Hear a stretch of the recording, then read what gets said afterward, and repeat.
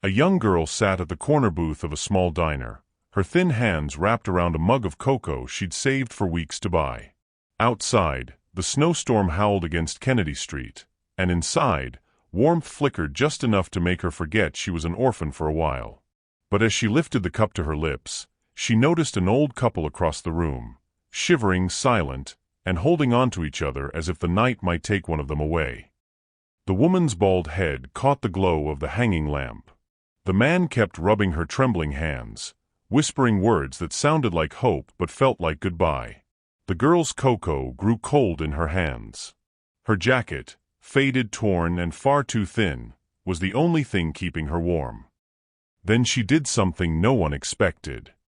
She stood up, walked over, and gently placed her only winter jacket around the woman's shoulders. The old man's lips quivered. "Sweetheart, you'll freeze." The girl smiled faintly. "So will you if I don't." She turned before they could stop her, disappearing into the storm, her breath vanishing like mist, her small frame swallowed by the night. That girl was Della Conrad, 13 years old, from Maple Street Orphanage in Washington, D.C.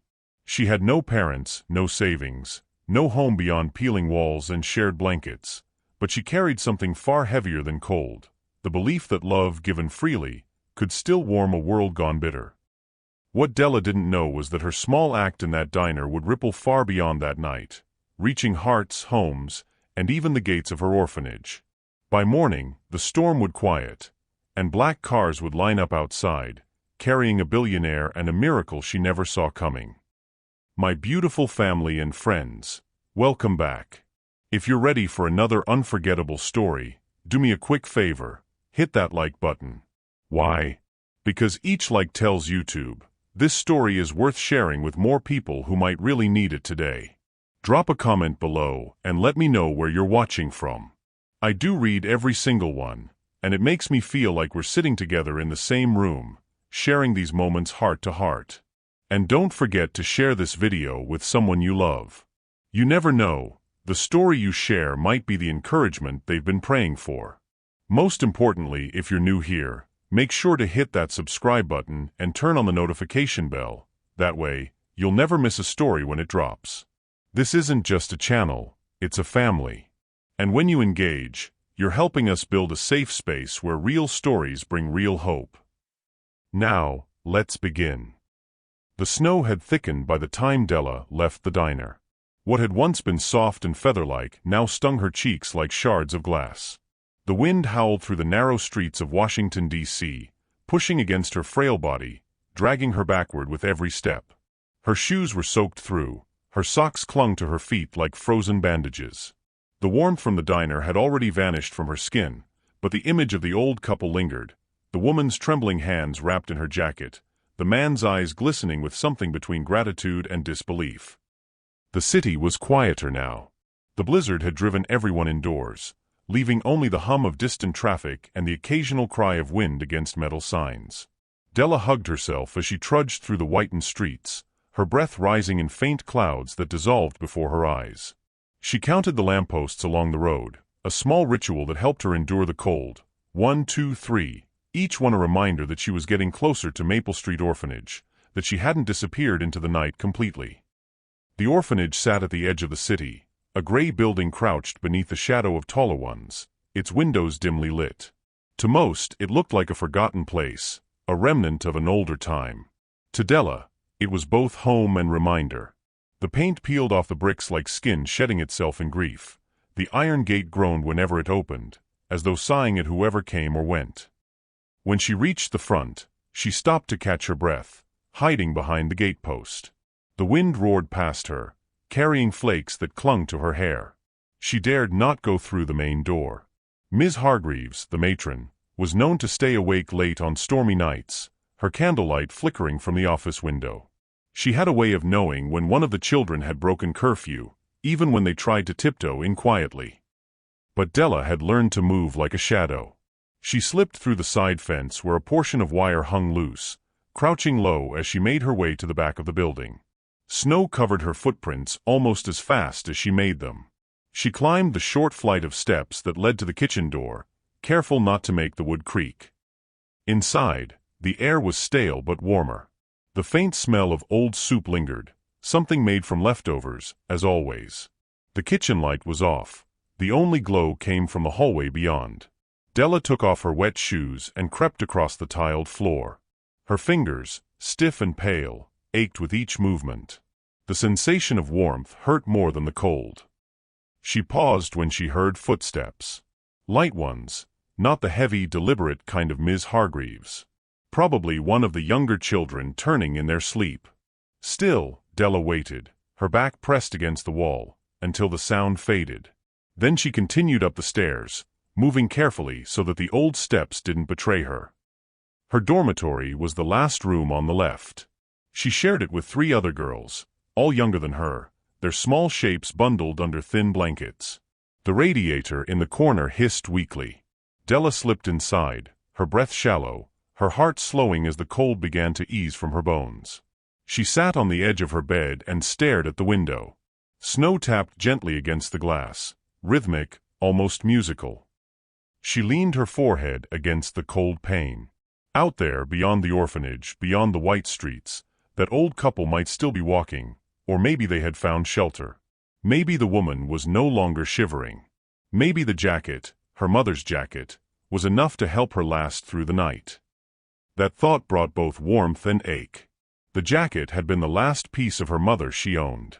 It was old brown, with the faint scent of lavender stitched into the fabric even after years of wear. Her mother had worn it every winter, coming home from the hospital in the early hours, her face pale but her eyes still bright. Della could remember, even now, the way her mother's hands felt, cold from the outside, but always gentle. She used to hum softly as she hung the jacket near the door, the tune of an old lullaby that Della had never learned the words to.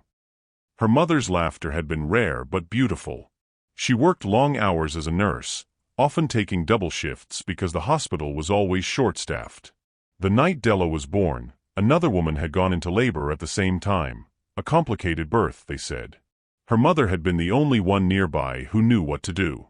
The doctors later said she saved both mother and child, but not herself. Della never met her father. The matron once told her he had come to the hospital once after the funeral, looking broken, and then vanished. Some said he couldn't handle the grief. Others said he left because he had debts. No one really knew. All Della had left of them was that jacket. It had fit her loosely when she was younger, but now it hugged her just right, or had, until tonight. She closed her eyes, pressing her face into her hands. For a moment, she wondered if she had done something foolish. Kindness was something Ms. Hargreaves often said, didn't keep the cold out. The matron didn't mean it cruelly. It was her way of preparing the children for the world outside the gates. But Della had never quite believed it, not until now, as her skin tingled with the ache of frostbite and her heart throbbed with uncertainty. Was it foolish to give away the one thing that kept her alive? Would kindness ever return to her, or did it vanish like warmth into winter air, gone as soon as it's shared? She tried to imagine what her mother would have said. Maybe something about how love is its own shelter, how goodness has a way of circling back. But even that thought couldn't stop the shiver running through her. She curled up under the blanket, wrapping her arms around herself. In the next room, someone coughed, a reminder that the cold never really stayed outside the orphanage walls. Della reached out to the small wooden cross hanging from a nail beside her bed. It wasn't fancy, just 2 sticks tied together with string. One of the volunteers had given it to her years ago. She whispered a prayer, her voice barely audible over the hiss of the radiator. God, please, keep them safe tonight. The old man and his wife. I don't need the jacket. Just let them make it home. Her words faded into the room's quiet, carried by the cold air that seeped through the window cracks. The snow kept falling outside, soft and persistent, blanketing the city in silence. It covered streets, roofs, cars, and somewhere far away, it fell gently upon an old couple walking hand in hand beneath a streetlight, wrapped in a jacket that once belonged to a nurse who had given everything for another. Della didn't know it, but that same snow would also settle upon the windshield of a car that would stop at Maple Street Orphanage the next morning. A black car with tinted windows and a man inside who hadn't driven through this part of the city in decades. For now, though, she slept, small, cold, and unaware that the world had already begun to move around her, quietly and purposefully, like the whisper of snow against glass. The wind softened. The blizzard waned. And in the dim dormitory, the faintest smile crossed Stella's lips, fragile but certain, as if some small part of her believed that kindness, even when lost, never truly vanished. Outside, the orphanage clock struck midnight. The storm had ended, and fate had begun to stir. The storm passed with the quiet dignity of something that had finished its purpose. Morning crept over Washington, D.C. with a pale, watery light, the kind that makes everything look like a memory before it's even begun. Snow lay thick across Maple Street, muffling sound and slowing time.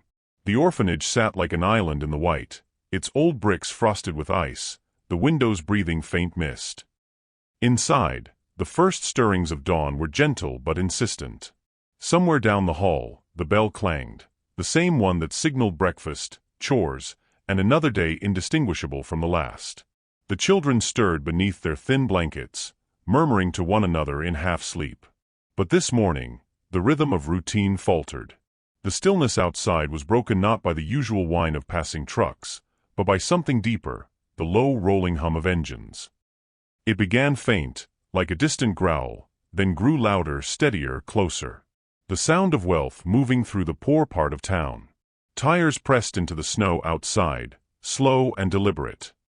The children were the first to see it, small faces pressed against frosted panes, eyes widening as the black silhouettes of luxury cars filled the narrow street. Shiny, foreign, and out of place among rusted fences and sagging rooftops, they gleamed like visitors from another world. Whispers raced through the corridors. Who are they? Maybe the mayor? Maybe we're getting new beds. No one knew. But the air changed. Even Ms. Hargreaves, who prided herself on being unshaken by anything short of fire or flood, paused mid-step as she came down the stairs. Her morning checklist hung forgotten at her side as she peered through the glass. The cars stopped directly in front of the orphanage. For a moment, time held its breath. Then, the rear door of the first car opened. Out stepped a man whose presence seemed to shift the temperature of the air. Tall, sharply dressed, wrapped in a dark wool coat, Edward Langford was a figure most people recognized from television and magazines. But here, among the cracked sidewalks and half-buried trash cans, he looked almost unreal. His silver hair caught the winter light. His gaze was calm, piercing, and heavy with a kind of authority that came not just from money, but from the certainty of being listened to. Behind him emerged two figures, a frail woman in a scarf and a man who guided her with care. They walked slowly, cautiously, as if the world beneath them had only just become solid again. The woman's cheeks were pale but glowing with the fragile color of renewed strength. Around her shoulders, unmistakable even under the morning sun, was a small faded winter jacket, patched along the seams, slightly too short in the sleeves. It was Della's jacket. The orphanage children pressed closer to the windows. Their breath fogged the glass. Ms. Hargreaves straightened, confusion knitting her brow. Within seconds, she was at the door, pulling it open with a creak. The cold rushed in, biting and bright. "Good morning," the man said, his voice deep but softened by the chill. "I'm looking for the matron." Ms. Hargreaves blinked, half startled, half wary. "That would be me." He nodded slightly, stepping aside to help the old woman forward. The man beside her, likely her husband, smiled weakly. His eyes, rimmed with fatigue, held a gentleness that made Ms. Hargreaves lower her guard almost instantly. "My name is Edward Langford," the man continued. "These are Josh and Kristen Turner. We were hoping to speak with you about one of your children." At that, the hallway filled with whispers. The children craned their necks, eyes darting between the visitors and their matron. "One of my children?" Ms. Hargreaves repeated, her tone softening despite herself. Kristen Turner took a slow step forward, clutching the jacket tighter around her. Her breath trembled as she spoke. "Last night, a little girl from here, I think, she gave me this." She glanced down at the worn jacket as though it were made of gold. "We were stranded in the storm. My husband and I. I wasn't supposed to be out of the hospital yet. Her voice caught, I had cancer." She smiled faintly. He was trying to take me home one last time before the treatment started again. But our car broke down. And then she appeared. Small, quiet, freezing, and yet. Kristen stopped, her voice breaking under the weight of memory. Josh took over, steady but emotional. She didn't hesitate. Just handed over her coat, said, "So will you if I don't," and walked into the storm. We thought we'd never see her again. But this morning, he turned to Edward Langford. We told Mr. Langford what happened. He insisted we find her. Ms. Hargreaves stood speechless, eyes moving from the couple to the jacket and back again. Around her, the children listened in stunned silence, unsure whether to believe what they were hearing. Then, in the back corner of the hall, a small figure shifted. Della. Her hair was still damp from where melting snow had soaked through her blanket. Her fingers were raw and red, tucked into her sleeves. She hadn't joined the others at the window, she never did, but she could hear everything. Every word struck her like a soft echo of the night before. She didn't move, though. A strange mixture of embarrassment and disbelief rooted her in place. She hadn't meant for anyone to know. Ms. Hargreaves turned, scanning the gathered faces. Who was out last night? No one answered. Della's heart thudded against her chest. For a moment, she considered slipping back upstairs, hiding beneath her thin blanket, pretending to be asleep. But something, maybe conscience, maybe fate, kept her still. Then Kristen's eyes drifted past the crowd and caught hers. Recognition flared instantly. "It's her," Kristen whispered, almost reverently. "It's her." Every head turned. Della froze as 100 eyes found her. Heat flushed her face despite the cold air pouring through the open door. She wanted to disappear, but her feet betrayed her. Ms. Hargreaves looked from Della to the visitors, realization dawning. "She's one of mine," she said softly. "Della Conrad." Edward Langford's head turned sharply at the name. His expression changed, subtly, but enough for Ms. Hargreaves to notice. A flicker of recognition passed through his eyes, quickly hidden beneath practiced composure. "Conrad," he repeated, almost to himself. "Did you say Conrad?" "Yes," Ms. Hargreaves said. "Della Conrad. Been here since she was about 3, I believe." For a brief second, Edward Langford didn't speak.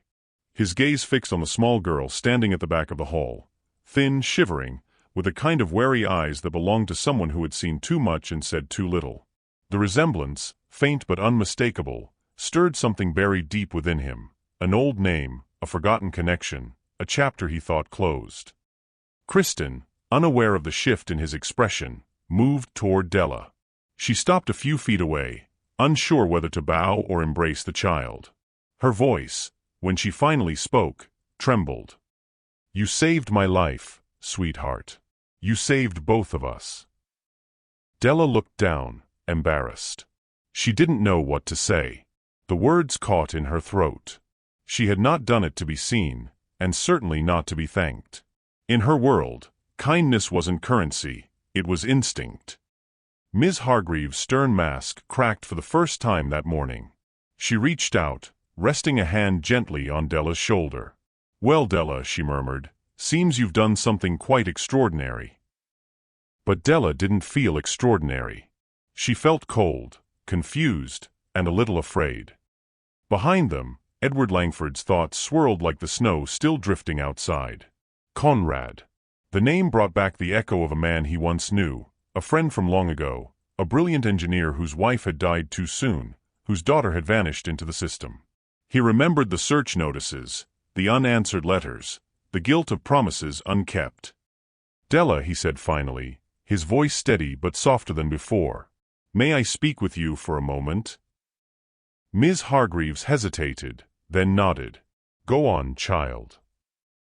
Della stepped forward slowly, each movement cautious. The billionaire knelt so their eyes were level. For a moment, he simply looked at her, not as a stranger, but as someone who recognized a familiar shadow. He didn't ask about the jacket or the night or the storm. Instead, he asked quietly, "Did your father's name happen to be Thomas Conrad?" The hall fell silent. Even the whispering children froze. Della blinked. The name stirred faintly in her memory, like an old song heard through walls. I think so, she said softly. But I don't remember him. Langford exhaled, a long measured breath. There was no mistaking it now. The eyes, the faint curve of her chin, the same haunted stillness he'd seen in Thomas Conrad years ago. Outside, the snow had begun to fall again, thin and delicate, like the world exhaling. Kristen's hand tightened around Josh's. The children pressed closer, sensing that something monumental, though unseen, had just shifted. Ms. Hargreaves, watching the billionaire's expression, felt a shiver unrelated to the cold.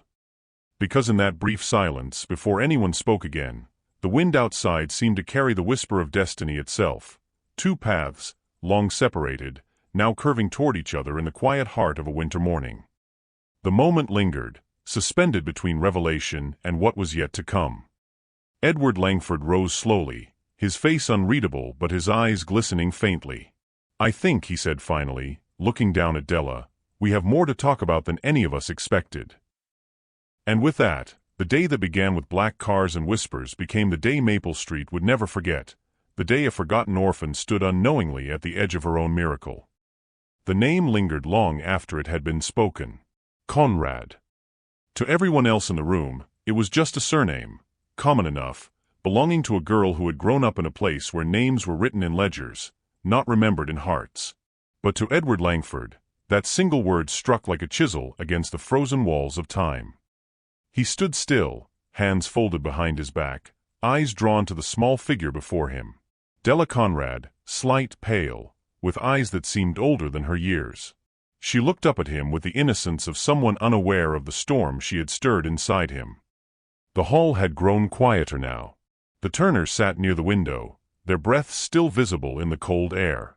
Ms. Hargreaves guided the younger children away, though they lingered, whispering in awe about the billionaire who had come to their door. Only Langford remained unmoving, his gaze fixed on Della as if she were the echo of a dream long forgotten. He hadn't heard that name, Conrad, in almost 2 decades. Not since the winter his wife nearly died bringing their only son into the world. It had been a different kind of storm then, not of snow, but of panic and grief. He remembered the sterile smell of antiseptic, the frantic footsteps in hospital corridors, the weight of helplessness pressing against his ribs. His wife, Eleanor, had gone into labor too early. The doctors had said the chances were slim. He remembered praying, not with words, but with the desperation of a man who had everything except the one thing that mattered. And then came her. Margaret Conrad. The nurse with the calm eyes and steady hands. The one who moved through chaos like someone born to hold others together.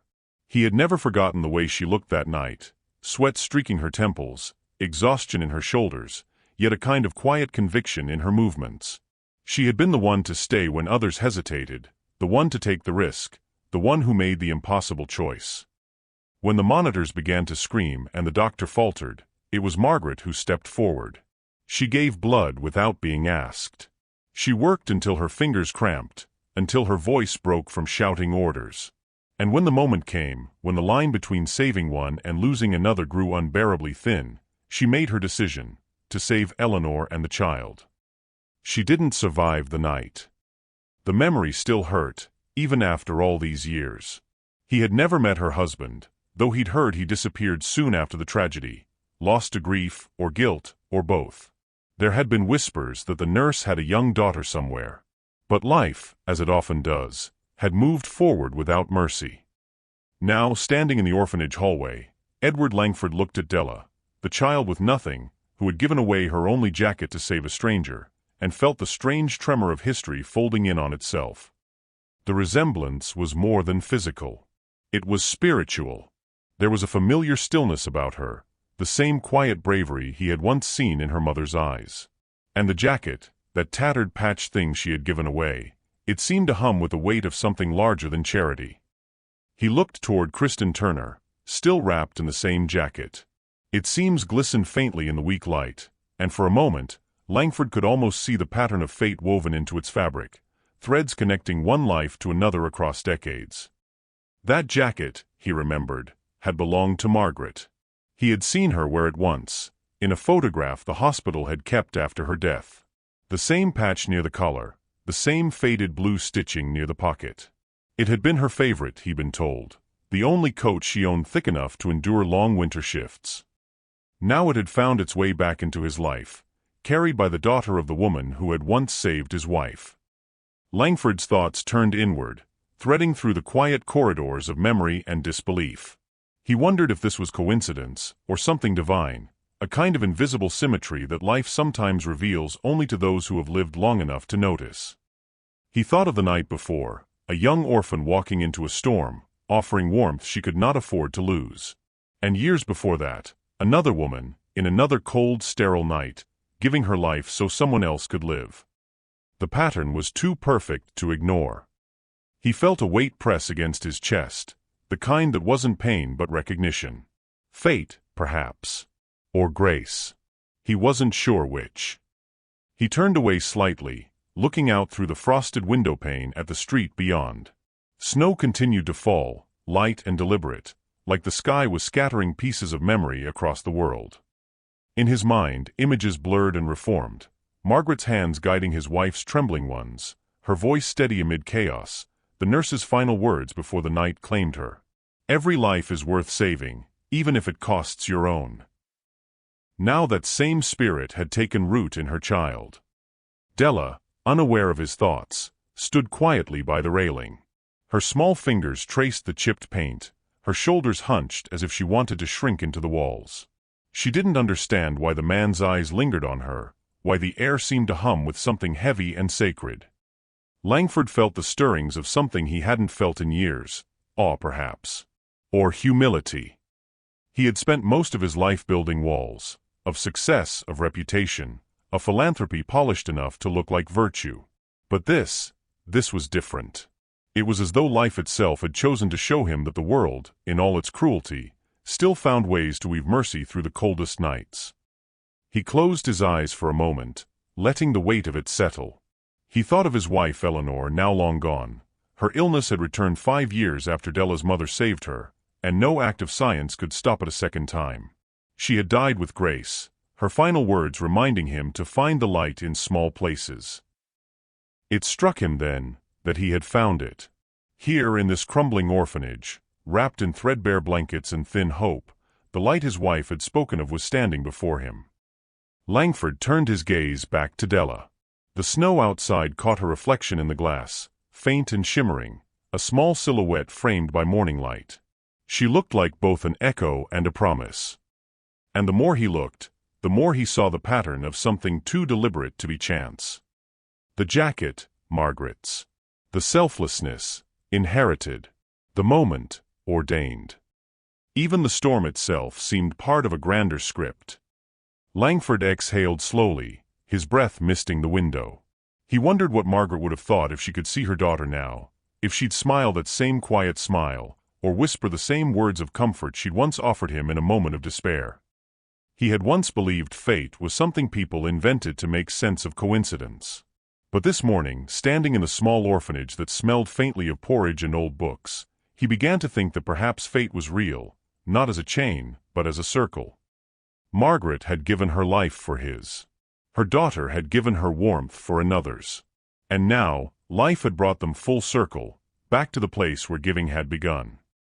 He thought of how often people in his world mistook charity for kindness. Charity, he realized, was the act of giving because one could afford to. Kindness was giving because one could not afford not to. Della's act had reminded him of that distinction, a truth he'd forgotten amid the polished speeches and gilded donation plaques. He turned slightly, watching as the Turners spoke softly with Ms. Hargreaves, their gratitude filling the room like the faint hum of a hymn. And still, his mind drifted to that night 20 years ago, to the nurse who had given everything without hesitation. In his private moments, Langford had always carried guilt.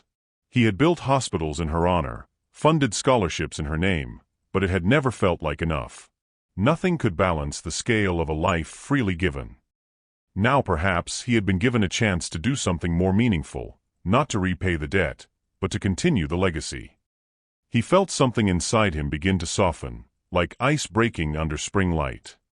Perhaps that was what miracles were, not lightning from the heavens, but the slow thaw of the human heart.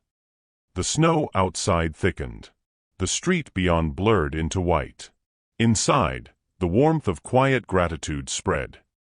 Langford remained still, letting memory wash through him. He saw his wife's face, his child's tiny hands, Margaret's steady gaze.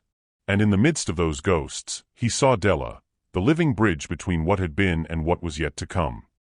For a moment, he allowed himself to believe that time was not a straight line but a tapestry, that every act of kindness stitched its own thread into eternity. Margaret's had been crimson. Della's, pale blue. His own, perhaps gold, if he was lucky enough to weave one at all. He realized, then, that disbelief had no place here. Not in the presence of something so impossibly aligned. The skeptic in him, the businessman who trusted only numbers and contracts, found himself silenced by wonder. The girl before him was proof that love, the reckless, irrational kind that gives without asking, did not vanish with the people who carried it. It was inherited, passed quietly from one life to the next, like an unspoken vow between generations. He watched Della's small shoulders rise and fall with her breath. Somewhere deep within, a decision was beginning to form, not fully shaped, but inevitable.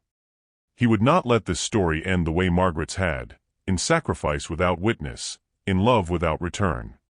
The jacket had come full circle. Its threads, worn thin by time, had once wrapped around the dying and the living alike. Now it had touched the saved and the Savior both. Perhaps that was its purpose, not warmth, but remembrance. Langford lifted his gaze once more.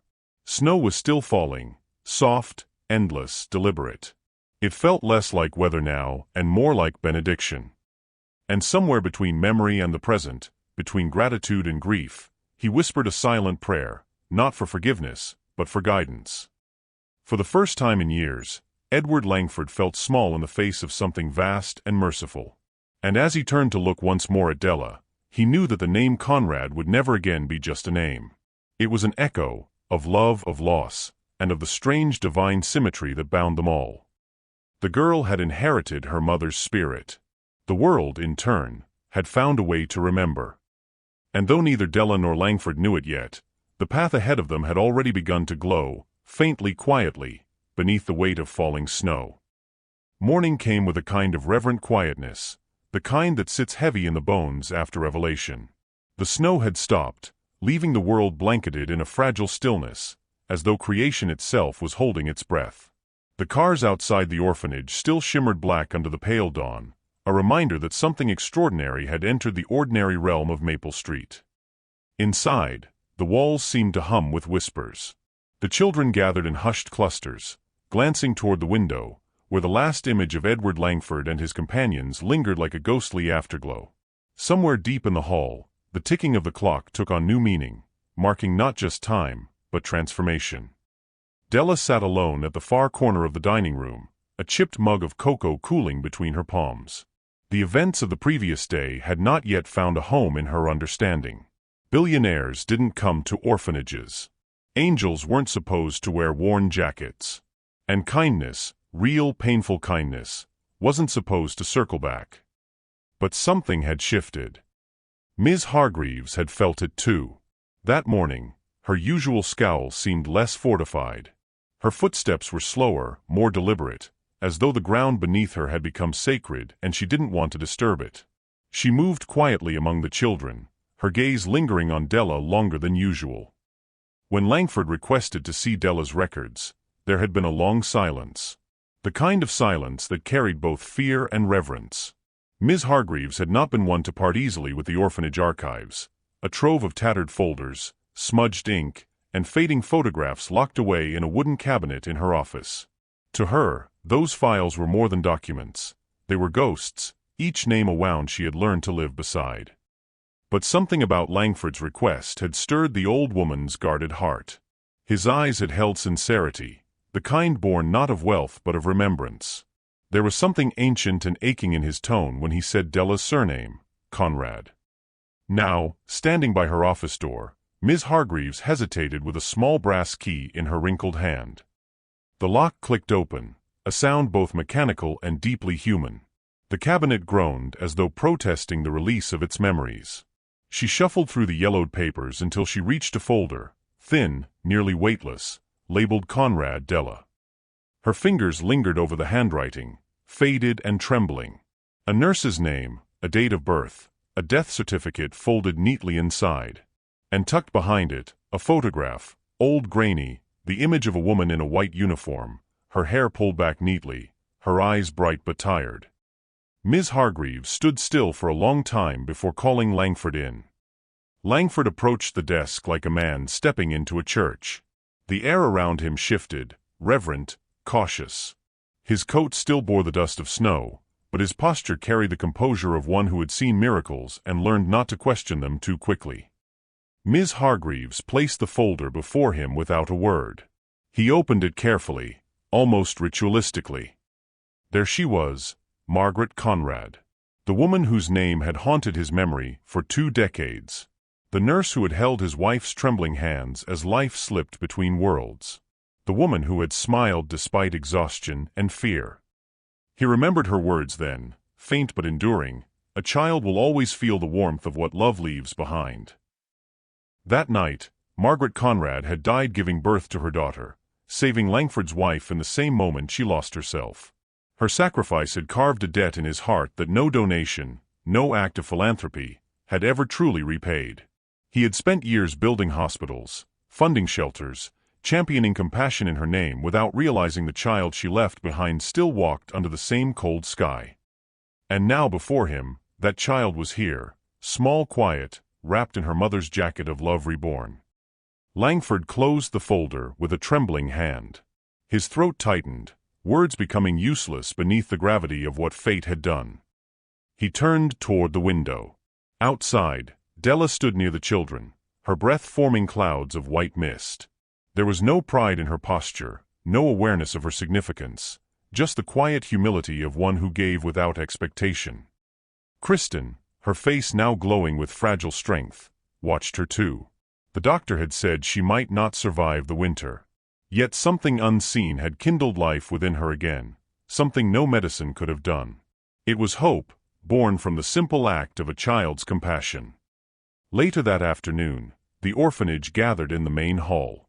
Langford stood beside Ms. Hargreaves, who held the fragile folder close to her chest. The children were restless with curiosity.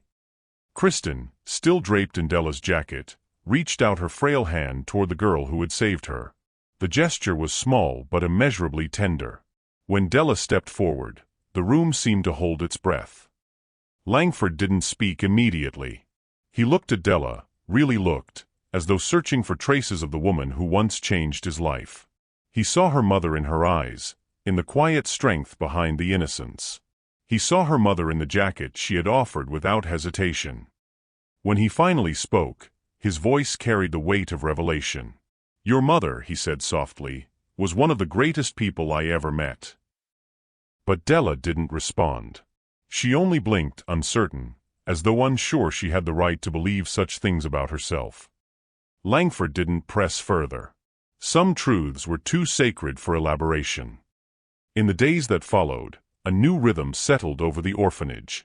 Kristen and Josh stayed for a while, bringing warmth that went beyond the fire in the hearth.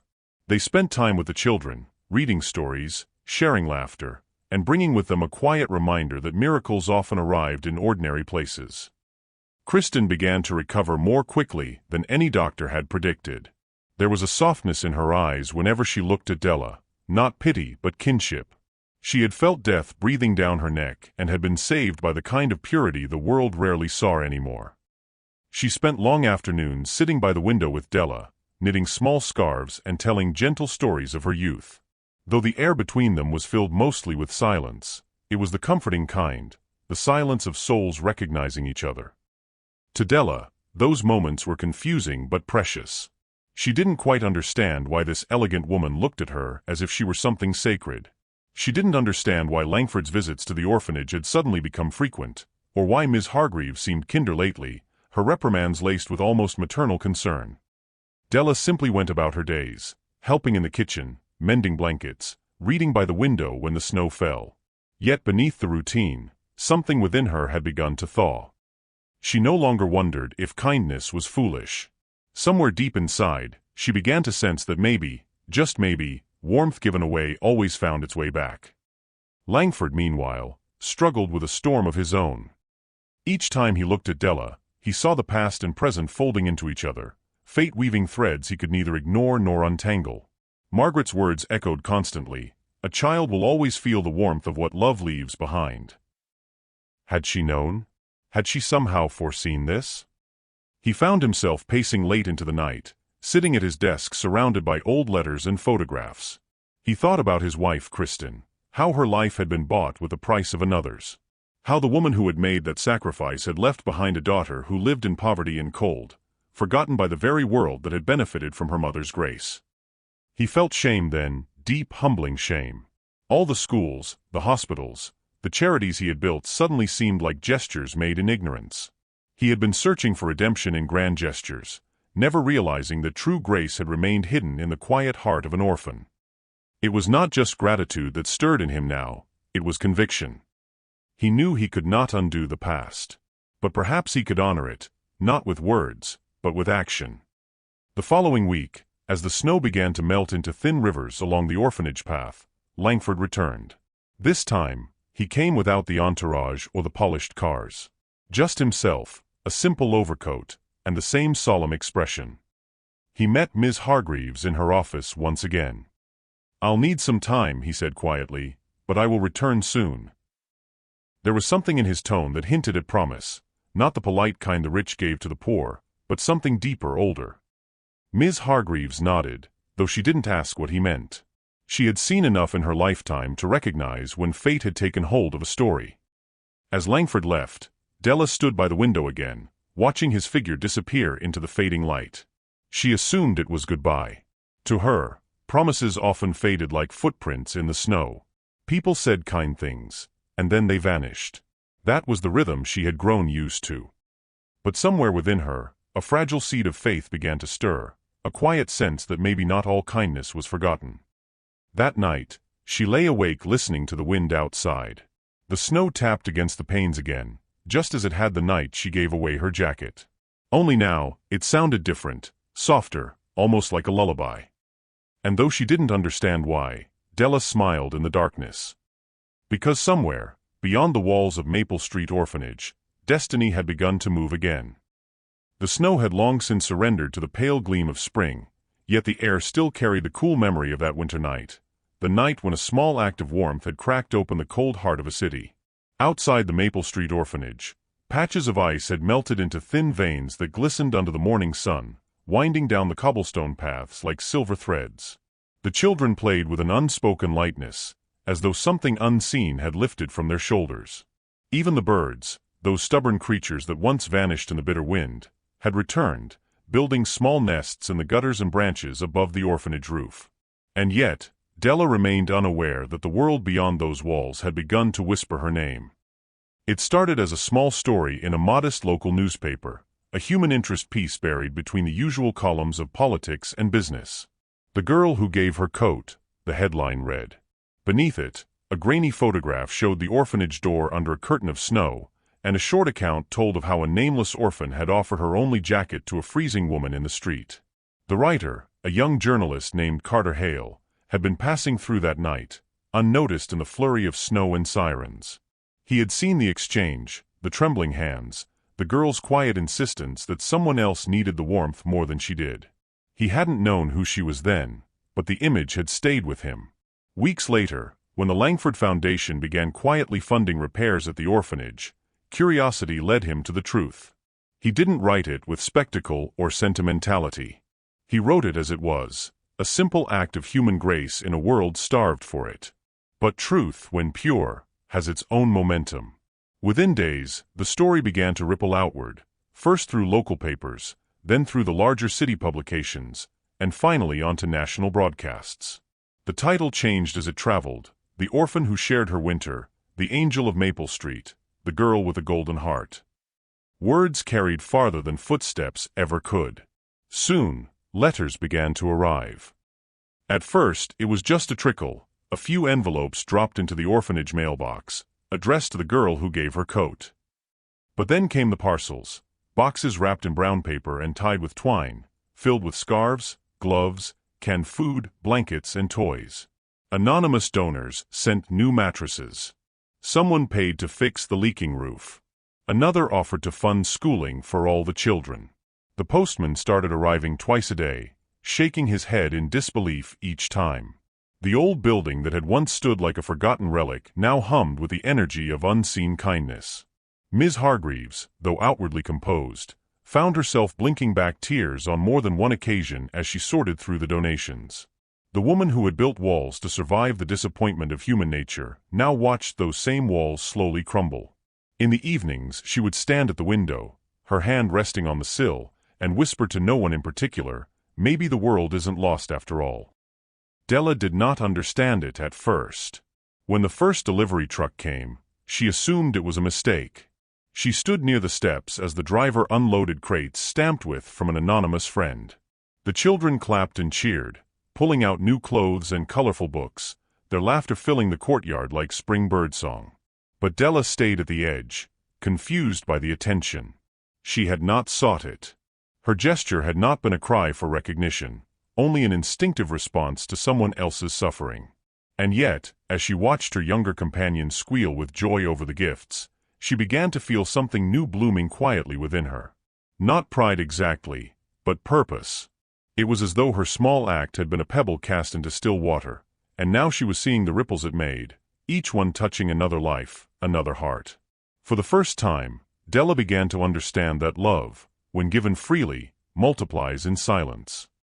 The city transformed in subtle, astonishing ways. People began leaving extra coats at bus stops. Cafes posted small signs offering free meals to those in need. Strangers smiled more easily. Newspapers called it the Maple Street effect.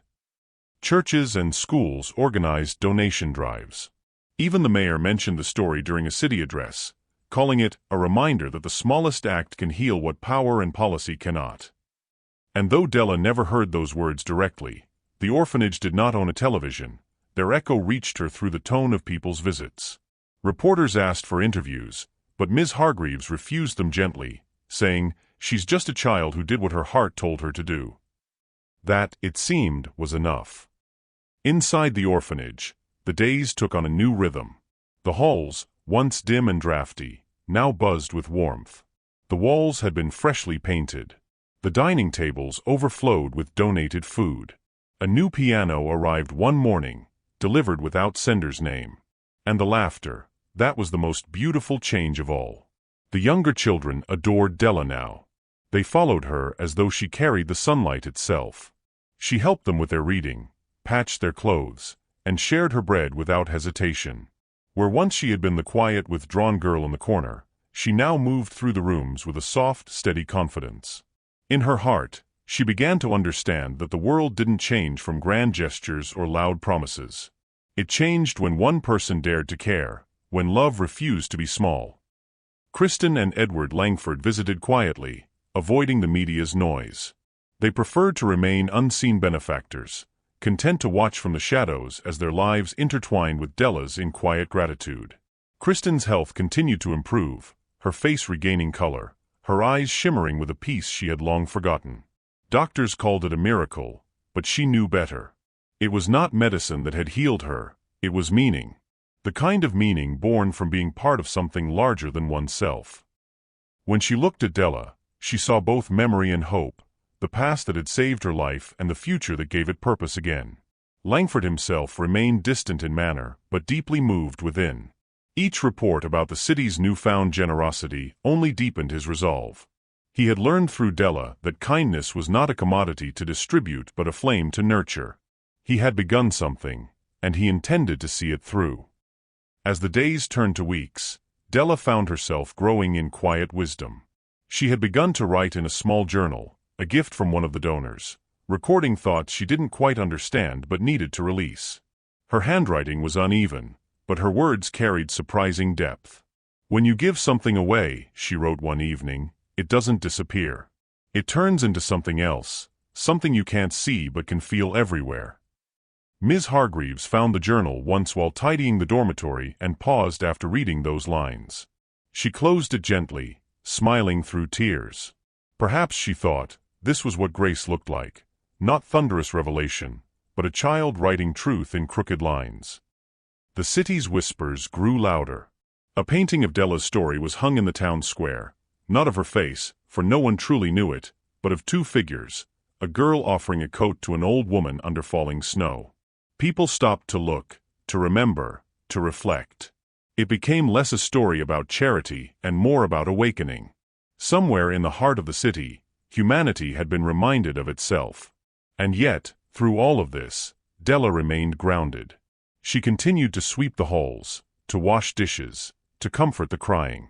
She felt no need to claim ownership over the miracle she had sparked. The joy she saw around her was enough. If anything, the attention only made her more mindful, more protective of the sacredness of quiet goodness. Then one evening, as twilight deepened and the city lights flickered on in the distance, a knock sounded at the orphanage door. The children were already asleep. The world was wrapped in a hush that seemed almost reverent. Ms. Hargreaves opened the door to find a courier standing in the dim light, his coat glistening with a thin drizzle of rain. In his hand, a single envelope, thick, cream-colored, sealed with gold wax bearing an insignia, the Langford Foundation. He handed it over with a nod and disappeared back into the night. The old woman stood there for a long moment, feeling the weight of it in her hands. She turned it over carefully, her thumb brushing the elegant crest, the letters embossed like whispers of fate. It was addressed, simply, to Miss Della Conrad. She felt a shiver run through her, not of fear but of knowing. Carrying the letter to Della's bedside, she found the girl sleeping soundly, her face turned toward the window where the moonlight rested gently upon her blanket. For a brief second, Ms. Hargreaves hesitated. There was something profoundly sacred about that moment, as if the world itself were pausing before unveiling the next chapter of destiny. She placed the letter beside Della's hand and stepped back quietly. Outside, the wind stirred again, carrying faint echoes through the night. The city slept, unaware that the small act which had rekindled its soul was now about to change one girl's life forever. And in that silence, tender, luminous, eternal, the whisper of love continued to move unseen, weaving its next miracle. Morning returned to Maple Street in soft silver tones. The air was quiet, as though the world itself held its breath for something unseen. The sun lingered behind slow-moving clouds, and from its hiding place, fine flakes of snow began to fall again, gentle, deliberate, almost ceremonial. Inside the orphanage, the scent of porridge filled the dining hall. The children chattered in small bursts, their voices mingling with the clatter of spoons and the creak of wooden chairs. It was an ordinary morning, or it might have been, had the universe not chosen that very day to unveil its quiet miracle. Della woke early, the golden-sealed letter still resting beside her pillow. She had not opened it the night before. Something within her had whispered to wait, that it deserved the kind of stillness she could only find after sunrise. Now, sitting up beneath her thin blanket, she traced the edges of the envelope as though it were something sacred. Her name gleamed faintly in the morning light. Miss Della Conrad. The handwriting was graceful, each curve deliberate, bearing the kind of care that made her heart ache in ways she didn't fully understand. She turned the letter over and broke the seal with trembling fingers. Inside was a folded card, heavy, cream-colored, embossed with a familiar emblem. At the top, in golden ink, it read, Langford Foundation, Private Invitation. Beneath it, the words were simple, yet they carried a weight that made the air around her still. Dear Miss Conrad, we will be visiting Maple Street Orphanage this morning. Please be present. E. Langford. That was all. No explanation. No promise. Just a quiet summons. And yet, Della felt the pulse of something extraordinary moving toward her, slow as dawn, certain as fate. The first sign of their arrival was not sound but sensation, a faint vibration that trembled through the floorboards before the children even noticed. Then came the low hum of engines, the distinct rhythm of tires crunching over fresh snow. The chatter in the dining hall faltered, replaced by the hush of curiosity. Tiny faces pressed against frosted windows, breath fogging the glass. And there they saw it, A procession of sleek black cars gliding down Maple Street like a vision out of another world. One stopped directly in front of the orphanage gate, its polished surface catching the reflection of falling snow. For a heartbeat, no one moved. Then, as if drawn by invisible threads, the children poured toward the front door, some barefoot, some still in nightgowns, their laughter echoing through the halls. Even Miss Hargreaves, usually unshaken by spectacle, stood motionless for a moment before adjusting her shawl and stepping forward to greet whatever destiny had come to call. The car door opened. Edward Langford emerged first, tall, composed, his breath visible in the cold morning air. Behind him came Josh, his frame still fragile but his step steady. And finally Kristen, her face soft beneath a knitted cap, her complexion aglow with restored life. The snow seemed to slow its descent as they stepped into view, each flake catching the light like fragments of crystal. For the children of Maple Street, it was as if a royal procession had arrived. They whispered among themselves, their eyes wide at the sight of such elegant strangers.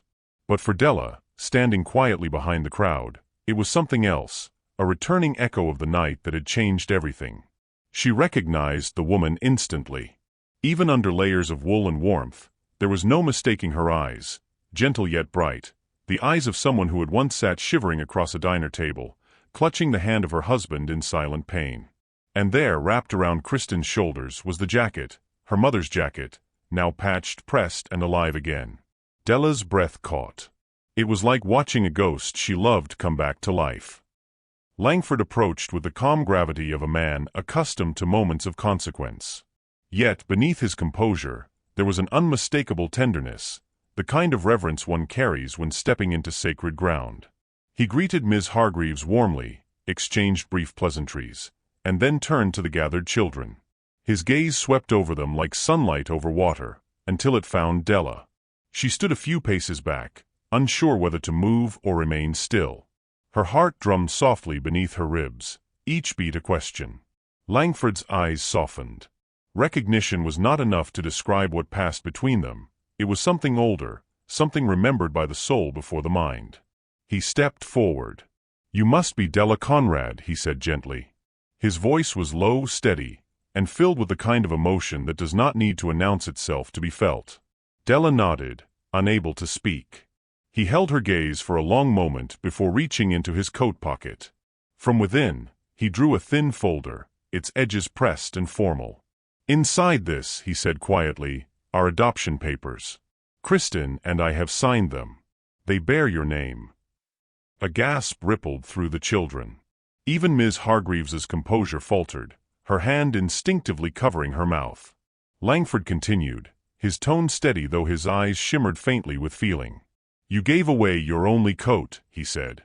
"So we're giving you everything you'll ever need to stay warm again." The moment lingered in perfect stillness. Snow fell softly between them, each flake landing with the gentleness of a blessing. Kristen stepped forward then, slower than before, but her movements carried the grace of rebirth. She took Della's hands in hers, her touch warm, her eyes glistening with tears that spoke where words could not. When she finally found her voice, it came in a tremor, not of weakness, but of overwhelming gratitude. "You gave me back my will to live," she whispered. "When you wrapped your jacket around me, you wrapped life back into my heart." Her voice broke. She smiled through it. "And now, it's our turn to wrap the world around you." Della stood motionless, her breath shallow, her mind a blur of disbelief and awe. The world around her, the snow, the faces, the murmurs, seemed to fade until only the warmth of those hands and the weight of those words remained. Something inside her shifted, the part that had long accepted that miracles were for other people, not orphans on forgotten streets. And now, here she was, face to face with grace wearing human form. The children clapped, though they did not fully understand the magnitude of what they witnessed. To them, it was like watching a fairy tale unfold, the kind where the kind-hearted girl finally meets the life she secretly deserved. But to Della, it felt both beautiful and unbearable. For years, she had learned to expect nothing, to survive on fragments, to live quietly so as not to invite disappointment. Now, standing before these strangers who spoke to her as family, she felt her world expand in a way that was almost frightening. Ms. Hargreaves, standing off to the side, saw it all. The light, the trembling, the quiet undoing of the child she had raised with both love and distance. And in her heart, she felt the rare and painful sweetness of release, the ache of letting go. The snow thickened. The world turned white. Langford placed the folder gently in Della's hands. She looked down at it, her name gleaming in neat black ink. Beneath it, the words adoption certificate rested like a promise fulfilled by time itself. But there was more. Langford reached into his briefcase and withdrew another envelope, this one deep blue, sealed with silver wax. He handed it to her with a faint smile. "And this," he said, "is your scholarship to Langford Academy. It's one of the best schools in Washington. You'll have teachers, mentors, and every opportunity to become whoever you wish to be. Your mother once gave us a future. It's time we give you yours." For a long moment, Della could not move.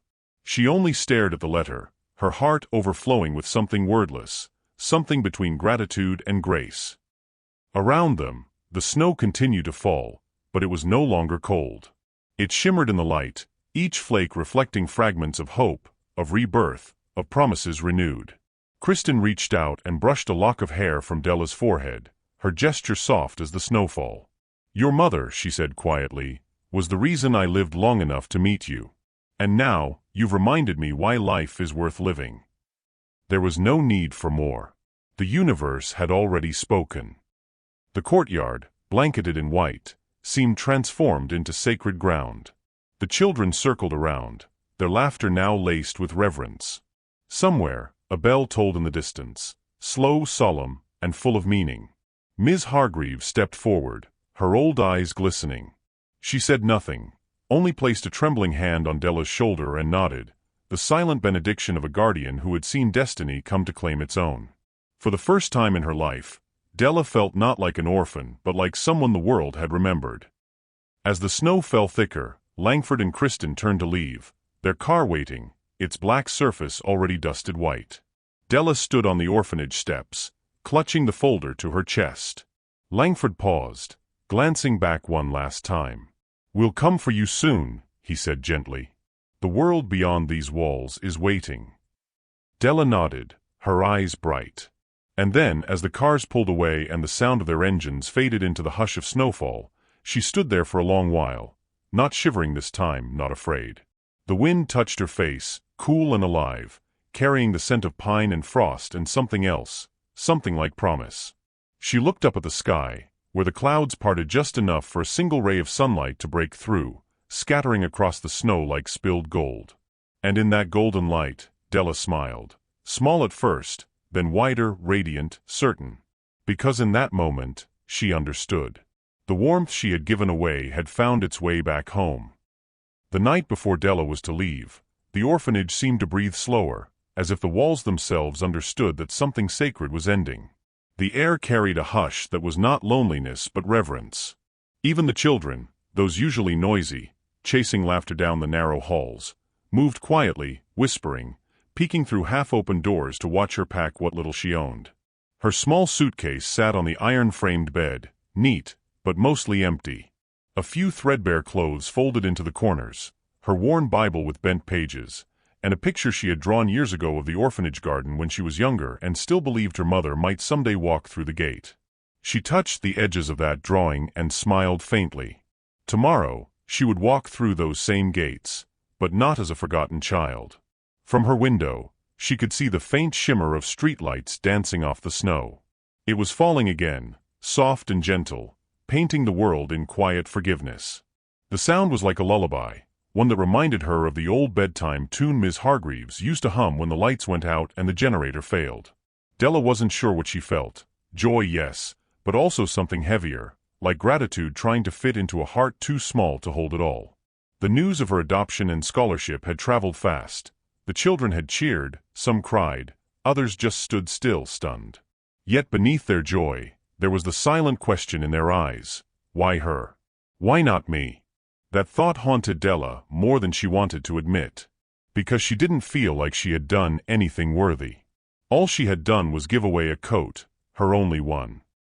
Ms. Hargreaves entered quietly, her old slippers brushing the cold floorboards. She carried something folded carefully in her hands. For a moment she stood by the door, watching Della as if memorizing her posture, the soft way her shoulders bent over the suitcase, her hair catching the lamplight. "You're all packed?" Ms. Hargreaves asked, her voice a mix of pride and restraint. Della nodded. "Almost. I keep thinking I forgot something." "You didn't forget," Ms. Hargreaves said gently. "You're just afraid to leave." Della smiled faintly, eyes lowered. "A little. This place is all I've ever known." "And yet, the world outside has been waiting for you longer than you realize," Ms. Hargreaves murmured. Then she stepped forward and placed the folded object on the bed. It was a jacket. Della recognized it instantly, the same one she had given away. But it wasn't the same. The patches had been replaced with newer fabric, carefully stitched with golden thread that shimmered faintly in the lamplight. Inside, sewn into the lining, were words written in looping, tender embroidery. "Love always returns." Della's eyes filled before she could stop them. "I found the remains of it after the Langfords left," Ms. Hargreaves said softly. "They wanted you to have it again, said it belonged to you as much as it belonged to them. I had one of the older girls help me mend it.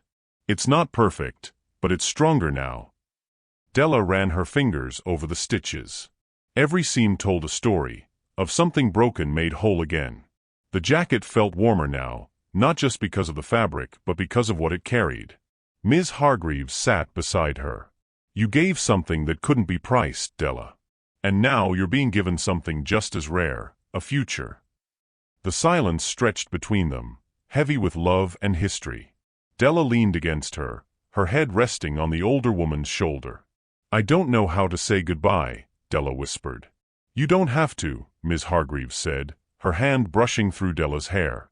"Goodbyes are only for those who don't intend to meet again." That night, the children gathered in the hallway outside her room.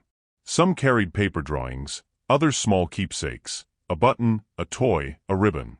Their faces glowed with innocence, their smiles trembling between pride and sadness.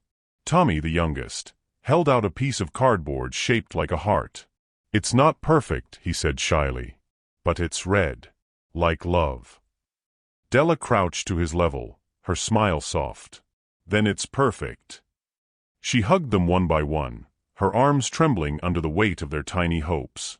They had looked up to her like a big sister, a guide through storms and hunger and cold winters. She had taught them to share food, to keep each other warm, to pray when no one came. And now she realized, they had taught her too. They had taught her what it meant to belong even when the world said you didn't.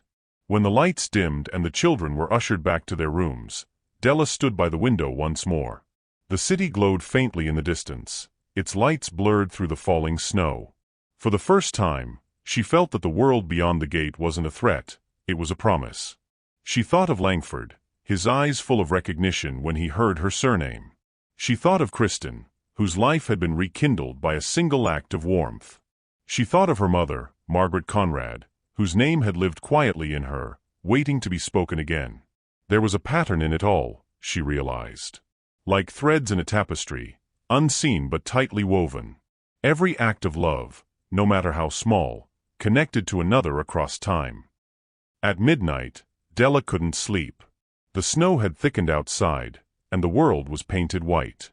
She slipped on the mended jacket and stepped into the hallway. The orphanage was silent except for the soft creak of old wood. She wandered to the chapel, the small room at the end of the hall where a cross hung over a wooden altar. A candle flickered near it, left burning by someone thoughtful. Della knelt and closed her eyes. She didn't pray for riches or success. She prayed for courage, to carry kindness the way her mother had, the way she had without knowing it. When she opened her eyes, she felt lighter. The candle flame swayed as if nodding. Morning came slow and golden. The snow outside glittered under the rising sun. Della stood at the doorway with her suitcase. The children gathered around her like petals around a flower. Ms. Hargreaves stood a little apart, her arms folded tightly as if holding herself together. The Langford car waited by the curb again, its black surface gleaming against the snow. Josh stood outside, smiling, and Kristen waved from inside, her face bright with color and health. Della turned one last time to the house that had held her for so long. The walls, the peeling paint, the cracked windows, they were part of her too. She wasn't leaving them behind, she was carrying them within her. She walked down the steps slowly. Each step felt like a heartbeat, a goodbye, and a beginning all at once. The moment she reached the gate, a gust of wind blew snowflakes across her face. They melted on her cheeks like tiny blessings. She looked back one last time. The children were waving, their small voices rising in the cold air. "We love you, Della." She raised her hand and waved back, her eyes shining. Then she turned toward the car, the future waiting with open arms, and whispered softly to herself, almost like a vow. Love always returns. And somewhere far above, perhaps in the unseen, perhaps in the memory of a nurse named Margaret Conrad, love indeed did. The snow fell thicker, wrapping the world in white, the color of hope, of healing, of new beginnings. And as the car drove away, the orphanage behind her seemed to stand taller, brighter, as if love itself had lit a lamp that would never go out. A year slipped quietly into history, like snow dissolving into spring water. What had once been an orphan's trembling dream was now a living story, woven into the fabric of the city. Della Conrad was no longer the small, shivering girl who once gave away her only jacket. She now walked through the polished halls of Langford Academy, a place that smelled of books and pinewood polish, where walls echoed with laughter and learning. Her uniform fit her perfectly, her shoes no longer worn thin. Yet, despite the newness surrounding her, there was something of the old Della that never left, a gentleness that came from having known the cold. Every morning, she woke with gratitude, not for the luxury she now had, but for the road that had carried her here. Her life had changed, yes, but her heart had stayed anchored in the simple truth she'd learned long ago: kindness, when given, multiplies. The Langfords had become her second family. Kristen, now radiant and healthy, spent her days helping children in hospitals. The cancer that once weakened her body had been pushed into remission, but she spoke of her recovery not as a miracle of medicine alone, but as a miracle of love. On weekends, Della often accompanied her. Together they walked the sterile halls of children's wards, where laughter was fragile and courage was small but fierce. Della would sit beside the beds of children with thin hair and tired eyes, telling them stories about winter, about a little girl who once gave away her coat to someone who needed it more. Sometimes the children would listen in silence. Sometimes they smiled faintly, as if the story warmed something deep inside them. And always, at the end, Della would hold their hand and whisper, "Love always returns." She never told them it was her story. She didn't need to. Kristen would watch her from a distance, her heart heavy with gratitude. There was something profoundly healing about seeing Della in those rooms, a living reminder that light can rise from the bleakest places. The world beyond those hospital walls had not forgotten her either. The story of the girl who gave her coat had spread like sunlight through glass, through headlines, classrooms, and dinner tables. It had become a tale parents told their children, a lesson in kindness passed from one generation to the next. Edward Langford, always a man of vision, knew such a spark shouldn't fade. So he founded the Conrad Compassion Fund, named after Della's late mother, Margaret Conrad, the nurse whose sacrifice decades ago had saved his wife. The fund's purpose was simple but profound: to find children in orphanages who, despite having little, gave selflessly to others. Those children were to receive scholarships, mentorship, and a chance to rewrite their destinies, not as charity, but as recognition of courage. When the first group of recipients was announced, Della stood beside Langford at the podium. The cameras flashed, reporters scribbled, but she looked not at them. She looked at the children in the front row, their wide eyes filled with wonder and disbelief. She saw herself in them. Langford spoke, his voice steady and rich with memory. "We cannot all give fortunes," he said, "but every heart has the power to give compassion. This fund is not built on money. It is built on what one orphan taught us all, that love, once given, never truly leaves." Della's hands trembled as the applause rose. It wasn't the kind of trembling that came from fear, but from the overwhelming sense that life, in all its brokenness, had come full circle. That evening, she returned to her dorm room at the academy. The world outside was wrapped in snow again, just like that night long ago. The same white stillness, the same hush before dawn. She sat by her window, the soft glow of lamplight brushing against her face. On the wall hung a framed photo, the children from the orphanage, smiling in their mismatched clothes. Ms. Hargreaves stood among them, proud and gentle as ever. Next to it was a photo of her with the Langfords, Kristen's hand on her shoulder, Edward standing tall, his expression filled with quiet affection. Della reached for her jacket, not the mended one from before, but a new one, given by the Langfords when she started school. The material was soft, warm, and elegant, the kind of fabric she'd once only seen from afar. Yet, sewn into the inside lining, close to her heart, was a small patch of her old coat, that faded, frayed piece that had once braved the winter winds. She had insisted it be sewn there. A reminder. Because she never wanted to forget who she was before warmth found her. The jacket wasn't just clothing anymore, it was history stitched into hope. As she looked outside, the academy courtyard shimmered under the moonlight. Snowflakes fell in rhythmic silence, each one brief and beautiful, each one part of something larger. She thought of her mother, the nurse who had once given her life for another's. She thought of Langford, whose gratitude had stretched beyond a lifetime. She thought of Ms. Hargreaves, who had believed in her when the world hadn't. And she thought of that night, the night she gave her coat away. If she had known then how far that single act would travel, she might have hesitated.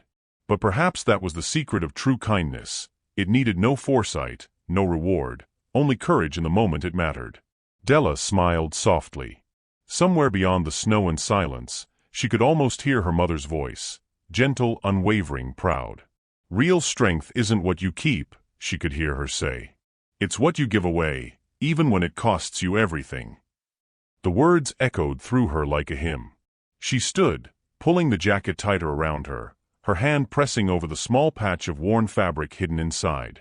Outside, children's laughter echoed faintly from the courtyard. New students were playing in the snow, their joy unrestrained. She opened the window a little, letting the cold air brush against her face.